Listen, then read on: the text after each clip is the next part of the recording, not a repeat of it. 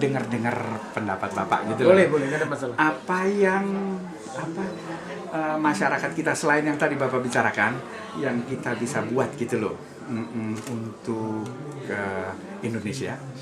Kemudian hal yang lain, kalau saya boleh diberi penjelasan, Departemen Pertahanan itu sekarang Pak ya, itu tugasnya kalau saya tidak salah berbeda dengan waktu saya di Indonesia. Kan dulu Departemen Pertahanan Keamanan kalau nggak salah. Itu kalau saya boleh diberi penjelasan tugas-tugas Departemen Pertahanan itu apa Pak sekarang Pak? Iya. Jadi mungkin yang pertama dulu untuk rekan-rekan yang ada di San Francisco, saya kira saya sangat senang sekali dengan pertemuan tadi.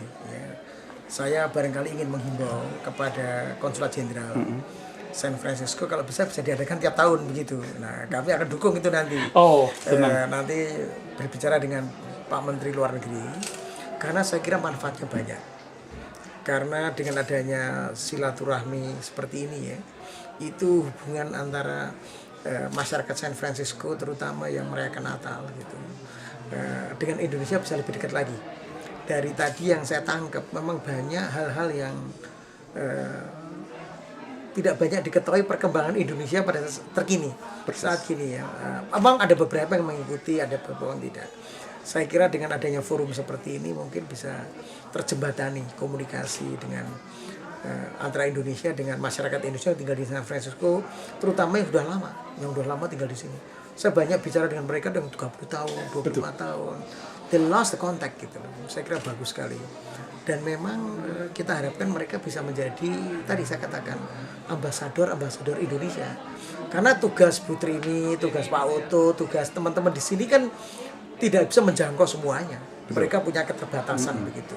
Nah, kalau ini bisa dibantu oleh ambasador yang tinggal di sini, barangkali akan lebih bisa menjelaskan kepada masyarakat Amerika mengenai posisi Indonesia.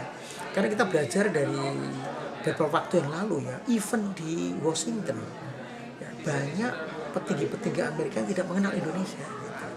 Nah, dengan demikian mereka mempunyai mispersepsi terhadap Indonesia. Ya, bahkan sekarang pun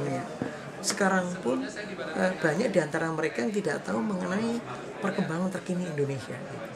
Nah, jadi dengan adanya forum seperti ini itu bisa mendiseminasi informasi, bisa menyampaikan ke masyarakat Amerika lebih baik lagi mengenai perkembangan di Indonesia. Jadi saya senang sekali ini.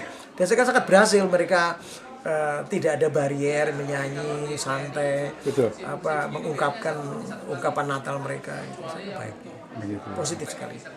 Nah, mengenai Departemen Pertahanan dan Keamanan, kalau dulu Debhankam itu juga membawai TNI, juga membawai polisi.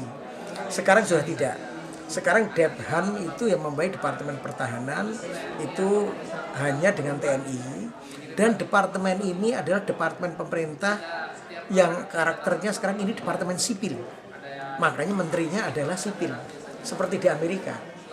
Ya, Departemen Pertahanan Amerika menterinya bukan tentara, sipil. Ya. Karena kalau yang kita namakan pertahanan itu tidak hanya pikirannya itu untuk menghadapi ancaman militer saja. Ancaman non militer juga banyak. Ancaman non militer itu juga bisa dari ideologi, dari ekonomi, dari berbagai macam gitu. Nah, tentu ini tidak hanya menjadi bagian dari Departemen Pertahanan, tetapi Departemen Pertahanan bisa bekerja sama dengan instansi lain untuk dapat menindaklanjuti atau mewaspadai seandainya ada ancaman-ancaman di luar ancaman militer gitu. Walaupun ancaman militer juga penting gitu. Maksudnya sifat koordinasi begitu Departemen Ya, Pertahanan? jadi kalau sekarang ancaman yang sifatnya non militer memang itu kita. Tapi yang sifatnya non militer itu di luar kita. Tapi kita bisa bersama-sama mereka untuk melakukan semacam penangkalan gitu, semacam deterrence. Yang sifatnya itu mungkin semacam ideologi, semacam terorisme tadi yang saya katakan ya, itu mereka bisa masuk tanpa mereka lewat ancaman militer gitu. Separatisme, illegal fishing, illegal logging, itu kan juga memerlukan penanganan dari kita gitu. Karena mereka itu kan masuknya juga lewat perbatasan laut kita. Jadi ancaman-ancaman yang sifatnya non militer itu banyak, misalkan lewat daerah perbatasan. Yang terkait dengan kita border issue gitu. Kemudian juga maritime patrol. Contohnya illegal fishing, illegal logging, terus illegal BBM, pencurian itu kan banyak sekali itu mereka. Dan itu kalau dihitung itu loss-nya terhadap negara banyak sekali, triliunan. Lost opportunity begitu maksudnya. Ya, karena kan kalau mereka curi, kan kalau sekarang BBM kan dijual dengan harga subsidi. Kalau dijual di negara lain dengan harga pasar kan mereka untung gitu. Lalu illegal fishing. Nah mereka ngambil ikan-ikan kita, mereka bawa keluar gitu kan, rugi kita sebenarnya. Illegal logging juga, karena mereka kan juga kerjasama dengan memotong hutan-hutan kita untuk dibawa keluar, padahal nggak boleh gitu kan. Itu. Kemudian yang ketiga itu terorisme, separatisme. Yang keempat itu adalah disaster management. Jadi misalkan sekarang ada tsunami, ada earthquake, ada landsliding, volcano disruption. Itu semua TNI pasti di depan. Tentara, nah itu di bawah koordinasi kita DPH. Kemudian PKO, peacekeeping operation. Peacekeeping operation ini adalah untuk perdamaian. Itu kita kan kirim ke Lebanon, ke Kongo. Sekarang itu juga kita diminta karena kita dianggap negara yang cinta damai gitu. Negara yang betul-betul netral gitu. Nah itu kita diminta. Jadi ini untuk operasi militer di luar perang. Ada yang memang kita harus mempersiapkan striking forces terhadap ancaman ini. Tetapi kan kita tahu bahwa budget kita tidak memungkinkan. Jadi kita cukup dengan semacam kekuatan minimal saja yang bisa untuk mempersiapkan striking forces. Tetapi di luar itu ada tadi yang di luar operasi militer tadi. Oh ya. Okay. Patroli perbatasan untuk ilegal tadi, maritime patrol. Kemudian untuk terorisme, separatisme, untuk disaster management, untuk peacekeeping operation. Gitu. Kalau saya boleh tindak lanjuti itu tadi informasi Bapak mengenai border issue. Itu apakah di Indonesia saya sendiri nggak begitu mendengar hal serius di sini, tapi apakah itu sesuatu yang serius mengenai border issue dengan Malaysia dengan so far is okay ya. Kalau kita lihat memang di border issue ini kalau antara kita dengan Papua New Guinea itu memang kita lebih baik karena kondisi sosial ekonominya di Indonesia lebih baik daripada di Papua New Guinea di border. Dan itu yang menyebabkan banyak repatriasi warga juga sekarang datang ke Indonesia. Karena dia melihat bahwa kehidupan di Indonesia lebih baik. Nah, ini berbeda dengan Malaysia dengan Indonesia. Kan itu kita berbatasan dengan Kuching, Sarawak sekarang itu. betul. Nah, itu memang kondisi sosial mereka lebih baik. Gitu. Nah, makanya kita sekarang buat yang dinamakan Badan Pengelola Perbatasan.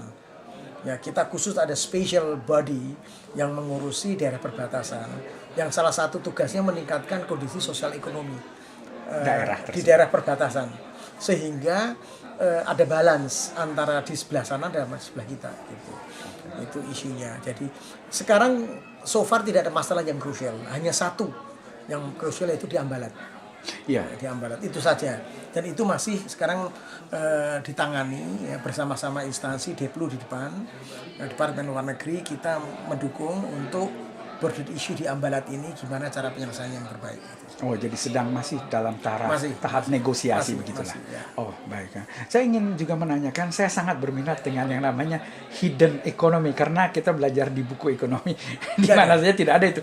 Kalau boleh Bapak jelaskan lebih detail, maksudnya hidden economy macam mana yang bisa memperbaiki taraf hidup bangsa atau masyarakat Indonesia. Sebetulnya ya, kalau kita dulu belajar sekolah ekonomi di sini, itu kan ada semacam disparity antara golongan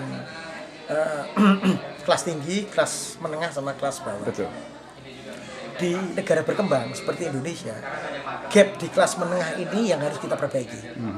Kalau kita lihat dulu waktu krisis tahun 98, kenapa kita kolaps? Karena kelas menengahnya rontok. Betul. Jadi yang ada kemudian kelas menengah ini turun ke bawah, sehingga yang ada kelas bawah sama kelas atas, kelas menengahnya rontok. Jadi memang isu utama dari negara berkembang adalah bagaimana membangun satu kelas menengah yang baik.